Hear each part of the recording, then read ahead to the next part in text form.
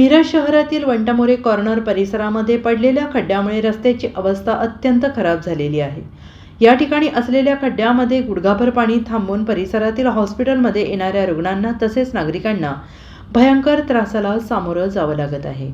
वारंवार महापालिका विभागाकडे मागणी करून सुद्धा यांच्याकडून जाणीवपूर्वक दुर्लक्ष केलं जात असल्याची तक्रार मिरज शहर परिवर्तन समितीच्या वतीनं करण्यात आलेली आहे। यावेळी मिरज परिवर्तन समितीचे संतोष माने यांनी येत्या 2 दिवसात सदर ठिकाणी रस्ता योग्य पद्धतीने केला नाही तर या खड्ड्यांमध्ये जमा होणारे पाणी मिरज महानगरपालिका कार्यालय तसेच उपायुक्त यांच्या दालनात फेकण्याचा इशारा दिला आहे।